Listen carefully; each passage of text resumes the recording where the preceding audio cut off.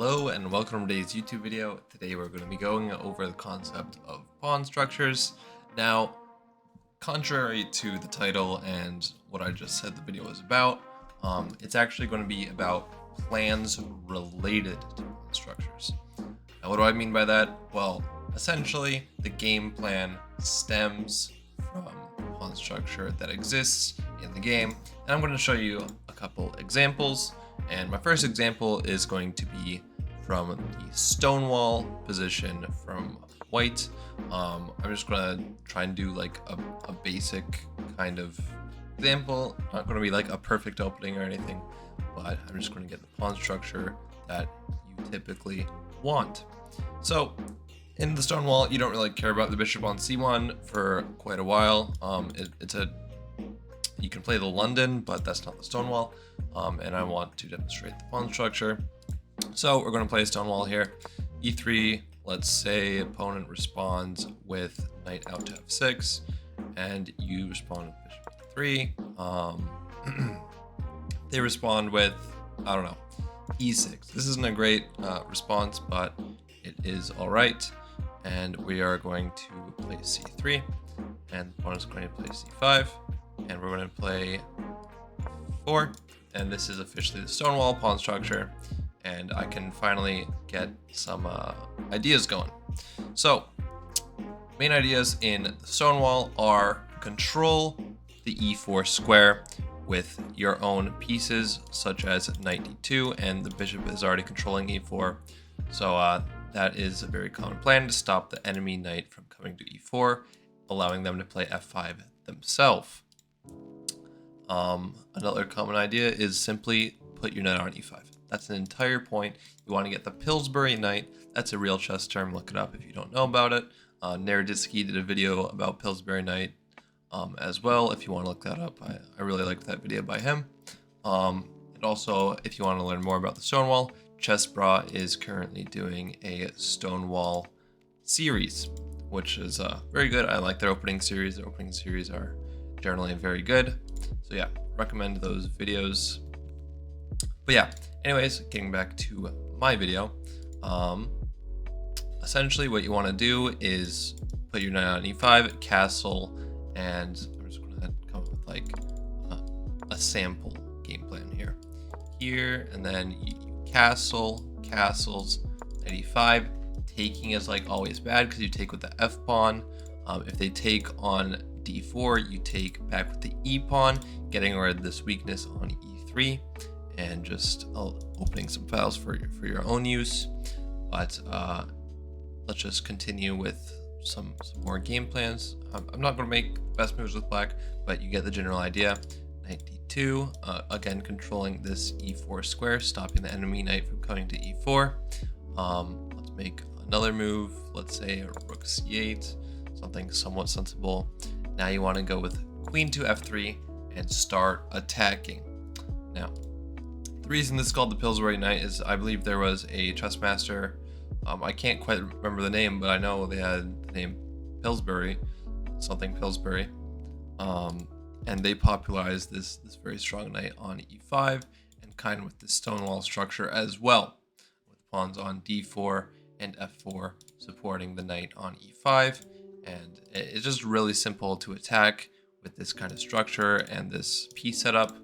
So yeah, that's why one of the main ideas is either queen to f3, or you can also play queen e1, queen to g3, getting on the g file.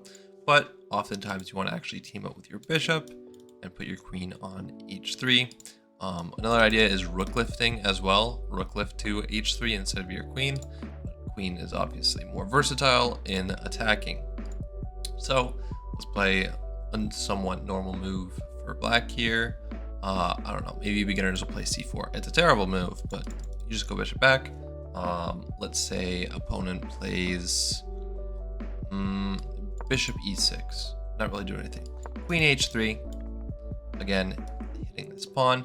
If they ever take here, you take with the f pawn and they lose immediately because that hits away their knight and you are threatening checkmate. So it's a free knight. Let's make another sensible move here. G6.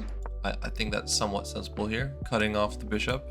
I think you may agree that that's sensible as well. But here is another idea with the stonewall structure.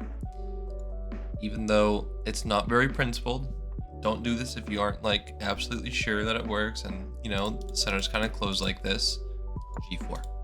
G4 is a very common idea in the stonewall because you're going to hit away this knight, and you can bring your knight to some very strong squares and like threaten checkmate. For example, let me show you how this can go if the opponent's not really paying attention. Let's say queen to e7. Now you play g4, knight here. Again, they're not really paying attention here. Let's say they play like, I don't know, knight to c7, knight f6. If the queen doesn't sacrifice itself, it's literally checkmate. If the king goes here, checkmate. And you're just using very common ideas that you almost always play in the stonewall. You're not always going to play g4. You're not always going to play g4. It's not required, but it's a very common idea, and it's because of this pawn structure. Pawn structure is very important when coming up with plans, and that's how like masters know what to do in positions. They look at the pawn structure and be like, oh, I've seen this pawn structure before. Do I know any plans relating to this pawn structure? Yeah, and then they do that plan. So again, you don't always need to go queen f3. You can play rook f3 with the same ideas, and maybe queen to e1 and double up on the h file. I mean, this is very common as well. I don't know, bishop here. Let's say like this is just, I think, very good, and you're gonna get very good attacking chances here. You can bring another knight into the game if you want. But yeah, enough with the stonewall structure. I'm gonna go to more common structure, and the structure that I like to advocate for is the Caro-Kann. Now, the Caro-Kann is just such a solid opening, and I highly recommend it to beginners because they're just so easy to play, and the plans are very simple for black, and white will just have a very hard time at breaking through black's position. So yeah, we're gonna go into the advanced Caro-Kann, which should be the most popular. It was the most popular back when I used to play the Caro-Kann at lower levels, like 1200 level. So yeah, this was most common when I used to play it. I'm not quite so sure anymore, since there's a lot more players nowadays, which is awesome. But yeah, I advocate for this c5 pawn structure, and the reason I advocate for this is because the plans are so simple. Knight f3 top move, and I don't like taking here. You can, it's objectively good, but I don't recommend taking here. I recommend keeping the tension with knight to c6, and just trying to let white stew with the tension and allow them to make mistakes. Now, what are the ideas in this pawn structure? Can you even call this a pawn structure? You've only moved 2 pawns? Yes, any pawn structure is a pawn structure. Even the starting position is a pawn structure. Of course, there's a lot more plans stemming from this position, but even c6, even this is a pawn structure. But yes, this is definitely a pawn structure, and you can already start making plans. Now, what is the main idea with this pawn structure? Well, the most obvious one, in my opinion, is putting pressure on the d4 pawn. Now, you're not really going to be able to do that super quickly. Like, some people may be like, oh, I can immediately do that with queen b6. You can. I would say that's a bit too hasty. You wanted to help with your pieces, not necessarily only your queen and knight, because then you have to spend a couple more moves, like getting more pressure on it, like 3 more moves, and by then your opponent can probably smell what you're trying to do. So let's say white does something kind of normal, like bishop to d3. I'd say this is pretty normal. That loses a pawn. Let's not lose the pawn immediately. Let's say bishop e2. Again, not the best line, probably not the most common line, but I'm just trying to show examples what to do in the pawn structure. But here you're going to either play your bishop out, which I recommend doing before playing e6, Say they castle, very normal, and you play e6. I don't think h3 is going to be played because that loses a pawn immediately, so we're not going to do that. c3. I see this all the time. It's not a good move. Fundamentally, it's not a good move because your knight wants to go to c3. But yeah, c3 is actually pretty common. But you can take on d4 and like kind of break up the chain in the center. But again, I recommend keeping it simple with trying to put pressure on the d4 pawn. This is probably a common move here, and you play knight f5. And now you're really going to start putting the pressure on. This is where it really, like, the plans really become clear. You're not really scared of h3 because you just take. You can't go back to h5 because then you get forked with g4 after h3. So yeah, but now the pressure really sets in. Knight b d2, probably a common move, but now this is where the pressure really starts to show with queen to b6. Now, black can just take, sure, but hey, guess what? They only have one center pawn now, and then you have two, so fundamentally that should be good for you. Other than that, they have a really tough time. h3, again, you just take, and guess what? That removes a defender of the d4 pawn. So we're not going to go over h3 since it doesn't really do much. Let's say they defend this pawn. But guess what? 1, 2, 3 defenders. You can take away defender here with bishop takes f3. They can take with the knight, of course, so maybe let's not do that. But knight takes e3. This is another way to kind of remove a defender, although that replaces it with a pawn. Maybe you can argue that makes it stronger, but hey, why not keep it flexible here with pawn takes? That kind of moves the ball to the opponent's court. If they take with a piece, of course, you can just take back and you're fine. But yeah, let's say they just take back normally. 1, 2. 1, 2, 3. Let's do some counting there. So let's do knight takes. Wait, this loses. How's this lose? I'm confused. Oh, because the bishop takes. I see. Sorry for the on the fly changes here, but okay. Let's say it takes, knight takes. Now they have 3 defenders. Sure, but guess what? You can still kind of put more pressure on by just castling. Like, black's entire position is aimed at this d4 pawn, so white has to aim their entire piece like at the d4 pawn of the entire game. And your position is active, and theirs is not very massive because they're passive. So you can just continue very simply with bishop e7, castles, and bring more pieces to the party. That's how simple your plans are. Your position is so much easier to play here simply because you're putting more pressure on the d4 pawn, and white can't really do anything about it. I mean, if you're a beginner here, what do you even do as white? Like, switch sides. What do you do? I mean, it's not easy to come up with a plan here. I mean, if I'm white, I might be trying to like take away a knight here.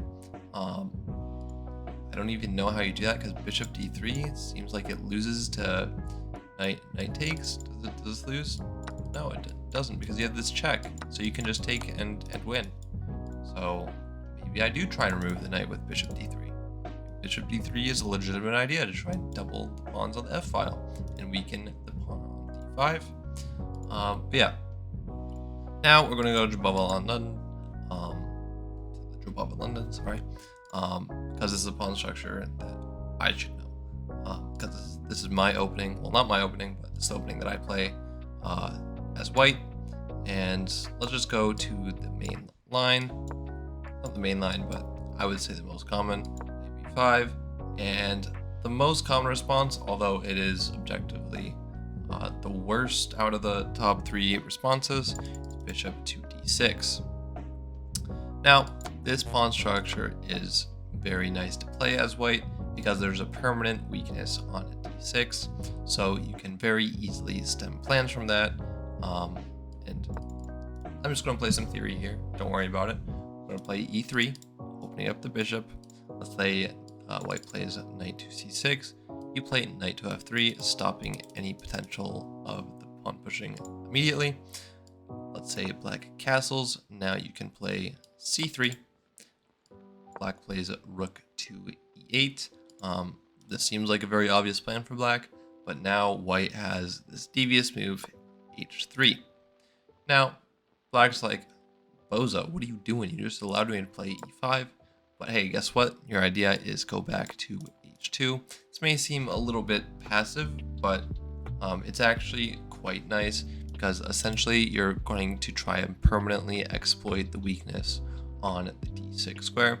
So if white gets a little bit hasty here, which I've seen almost every time in the structure with playing e4, guess what? You just go knight d2, and you're going to exert permanent pressure on all these. Most common move I've seen is bishop to e5, or f5, sorry. So here you literally just develop your bishop. I don't know what black does. Rook c8, castles, and I don't know, let's say h6. And now you play queen b3, exerting all the pressure on the pawn structure. That's where like the Carl Kahn plan come from. Maybe not the Stonewall, I give you that, but it's more peace play in the Stonewall. But in the Carl Kahn and the Drabava London, guess what? Most of the plans stem from attacking the weaknesses in the pawn structure. So guess what? You're attacking this weakness, it's only defended by a knight. You're attacking this weakness, it's not defended by anything. And permanently, you're attacking this weakness with your bishop. So, you literally have 3 targets. And what are black's targets? I don't see a target for black. What does black even do? It's really hard to even say. If they go here, I mean, do anything. I mean, black's plans are actually really hard here, and this is why white's position is just so much easier to play. Because what weaknesses in the pawn structure do I have? What are they going to attack? They can't attack b2. What are they going to do? How are they going to attack b2? If they go queen b6, I think this is actually theory, but you can just take, and you're already much better, because guess what? Their pawn structure. This is why you're so much better. You're not up any material. You're not winning any material immediately. Well, I guess you are actually. But their pawn structure is so bad. And guess what? This bishop is targeting a permanent weakness, and that already wins. But the pawn structure is absolutely terrible. Even if you weren't winning a pawn on it, d6, your position would be much better here. For example, you could go rook d1 and reroute your knight over here, or I think more commonly it would probably be maybe a knight to b3, although that doesn't really do too much. So maybe an idea is a45, which is actually backed up by the computer. I didn't see that. But yeah, anyways, that does it for today's video. Hopefully this at least shed a bit of understanding on pawn structures. If you play a particular opening like the Stonewall or the Carl Kahn or Drabava London, make sure you understand some ideas relating to the pawn structure, because that's going to really help you improve at the opening and really help your understanding of chess in general. Yeah, that is it for today's video. I hope you enjoyed. Don't forget to leave a comment down below, like and subscribe, and as always, I will see you in tomorrow's video.